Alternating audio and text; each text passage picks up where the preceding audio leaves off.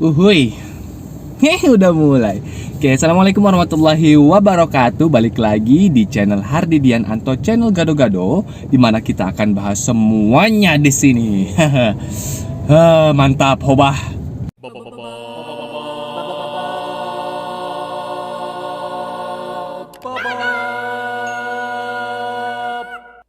Oke, jadi di vlog kita kali ini, ngevlog lagi gua karena apa? Akhir-akhir ini alhamdulillah kerjaan lagi banyak banget nih, dubbingan lagi banyak, walaupun nggak bisa disebutkan, nggak boleh disebutin soalnya emang ada perjanjiannya gitu. Jadi ada beberapa film yang memang tidak boleh dipublikasikan seperti itu. Jadi kalian nonton aja ntar kalau udah jadinya ya, gitu. Dan pengen ini juga nih memberikan informasi ke teman-teman semua yang masih nanyain tentang Sarada. Aduh, maaf banget ya, Saradanya Kamayanya masih belum bisa dihubungin. Jadi buat kalian maaf banget, jadi belum bisa bikin konten bareng Kamaya buat konten tentang Sarada gitu kan. Padahal pengen banget tuh, gue pengen ketika wawancara sama dia gitu kan, Mitsuki tandem sama Sarada gitu, ngobrol, pengen banget kayak gitu. Tapi ya apalah dayanya, karena emang nggak bisa dihubungi gitu. Nah, jadi di vlog kita kali ini gue merasakan keresahan karena lagi hektik gini nih. Gue pengen cerita ke kalian, gue pengen nge-share ke kalian, ke teman-teman semua, sebenarnya jam kerja dubber itu kayak gimana sih gitu kan. Jam kerjanya apakah jam kantoran kah, atau misalkan tempatnya ada mobil dulu. Bentar ya Pak, bentar.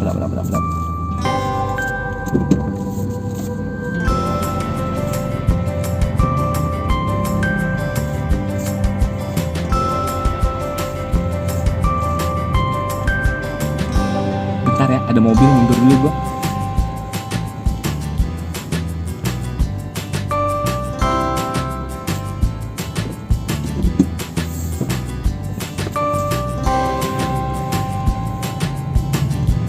Ada mobil, jalan aja kecil, jadi kudu mengalah. Ide. Oke, jadi gitu. Gue lanjutin ya. Karena belakangan ini alhamdulillah lagi hektik banget nih, dubbingan alhamdulillah. Jadi gue pengen ngasih tahu ke kalian gimana sih jam kerjanya jam kerjanya dubber. Tuh, kerjaannya dubbing. Jadi kalau ada pertanyaan, "Bang, ngedubbing apa?" Bener, bukan "Bang, ngedubber apa?" Kurang tepat begitu kan. Jadi gini, dubbing itu adalah pekerjaan freelancer. Jadi saat ini tuh dubbing kerjaan freelancer, di mana freelancer itu jadi tidak ada keterikatan. Jadi dia tuh bener-bener independen, nggak terikat sama misalkan agensi kah atau apa. Karena setahu gua di Indonesia dubber itu belum punya yang namanya agensi atau apalah gitu. Mungkin kalau di luar negeri ada kali ya, kayak di Jepang gitu mungkin udah ada, karena emang udah besar banget ya, bisa dibilang kayak gitu. Karena mereka itu bener-bener membutuhkan dubber gitu loh. Tapi kalau misalkan di Indonesia kan ya ini keresahan yang gua rasain gitu. Film-film yang harus didubbing di Indonesia itu tidak banyak. Maksud gua kalau misalnya kayak di Jepang, kenapa bisa sampai ada sekolah seiyu segala macam? Karena mereka kan memproduksi anime. Nah, anime itu pasti harus diisi dong suaranya ya kan. Namanya film ada gambar, kecuali kalau emang mau bikin film bisu gitu kan, seperti yang zaman Charlie Chaplin gitu ya, itu nggak masalah lah. Tapi kan kalau misalnya sebuah film pasti harus diisikan. Nah, mungkin di sana karena udah besar, jadi ada namanya agensi. Tapi kalau di Indonesia belum ada. Jadi dubber itu freelancer dan dia independen. Jadi dia yang ngatur semuanya diatur sendiri gitu. Nah, kemudian untuk jam kerjanya itu benar-benar fleksibel. Makanya pekerjaan dubber ini menurut gua paling nyaman di gua. Makanya gua nekunin sampai sekarang, karena pertama itu adalah hobi gua. Gue dulu Seperti yang di vlog gue sebelumnya, gue dulu suka banget yang namanya nonton anime atau kartun di TV yang udah didubbing, dan disitulah motivasi awal gue.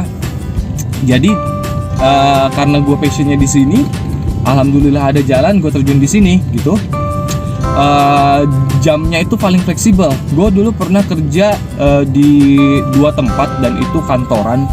Itu bener-bener gak nyaman banget buat gue ya. Buat gue itu gak nyaman banget. Mungkin kalau buat teman-teman yang emang udah bekerja di suatu perusahaan atau misalkan yang work 9 to 5 gitu, mungkin ya itu pribadi masing-masing. Tapi buat gue, kerjaan dubbing ini paling nyaman buat gue karena jamnya itu fleksibel. Dan kita nggak terpaku di satu tempat. Maksudnya terpaku di satu tempat itu kita bisa kemana aja. Jadi sebenarnya nggak beda jauh sama yang namanya dubber. Nggak beda jauh sama yang namanya artis depan layar gitu. Kalau kita kan di belakang layar gitu kan, bahkan orang-orang nggak tahu kan nih siapa nih gitu, kebanyakan yang nggak tahu kan. Jadi gitu, di mana dia di calling, disitulah kita datang gitu. Nah, tapi biasanya seperti yang sering gue sebutin, setiap studio itu kayak punya timnya. Jadi ketika udah biasa di studio A gitu, dia biasanya sih akan sering kembali lagi ke studio A untuk ngisi film-film yang lain yang dikerjain di studio A. Contohnya adalah seperti yang lagi banyak diperbincangkan yang My Hero Academia ya, My Hero Academia apa gitu. Gua nggak nonton sih soalnya anime itu, jarang buat update anime sekarang gua. Kan mau tayang tuh di RTV ya. Nah gua kayaknya sih nggak bakal ikut karena emang beda tempat, beda studio gitu. Jadi pertama jam kerja dubber itu fleksibel banget. Kita yang bisa ngatur. Misalkan di calling hari ini ke 3 tempat. Jadi kita bisa ngatur, misalkan cuman etikanya yang biasanya gue lakuin adalah yang calling pertama, studio yang calling pertama itu yang gua dahulukan. Misalkan di studio A calling duluan nih, misalkan jam 7 malam calling, bisa dubbing jam segini nggak? Nah biasanya gue ambil jadwal yang terpagi tuh di studio A yang calling duluan gitu. Nah setelah itu kita atur sendiri deh, yang ini kesini, yang ini kesini gitu. Jadi jam kerjanya itu fleksibel banget. Tapi tidak menutup kemungkinan jam kerja dubber itu bisa seharian. Sekarang aja nih makanya gue bikin video ini, karena baru aja gue alamin setelah sekian lama aku tak mengalami obat. Akhirnya gue pulang subuh lagi. Ya kan, pulang subuh lagi, mantap tuh, udah lama banget gue gak ngalamin. Jadi gue pengen nge-share ke kalian, bisa aja dubber itu pulangnya, bisa juga gak pulang. Ini gue masih mending pulangnya subuh gitu kan, karena lagi hektik gitu. Jadi jam kerjanya itu benar-benar fleksibel, tapi tidak menutup kemungkinan untuk menghabiskan waktu yang sangat banyak. Karena ya contohnya sekarang aja gue lebih banyak di channel gue ini lebih banyak bikin vlog, karena ya sekalian jalan, gue bisa sekalian ngobrol sama kalian kayak gini, daripada gue harus bikin video di rumah yang harus ya stay di rumah, maksudnya harus di rumah dengan kamera dan segala macam.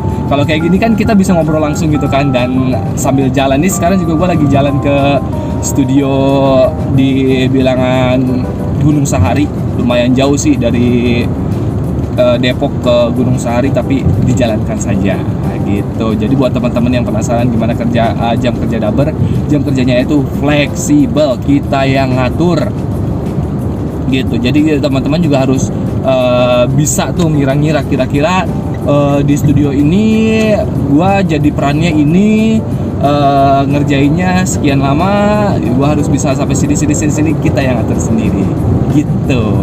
Oke, semoga info ini bermanfaat untuk kalian. Vlog yang seadanya berikutnya. Terima kasih yang udah subscribe, like, komen, dan share. Mudah-mudahan kita nanti ketemu lagi di video berikutnya. Sampai jumpa, karena ditambah gue juga bingung mau ngomong apa lagi. Dan terima kasih sudah nonton dari awal sampai akhir. Semoga kalian tidak bosan. Oke deh, gue bingung mau ngomong apa lagi. Ntar kita ketemu lagi aja ya. Oke deh, kalau gitu dadah. Assalamualaikum warahmatullahi wabarakatuh.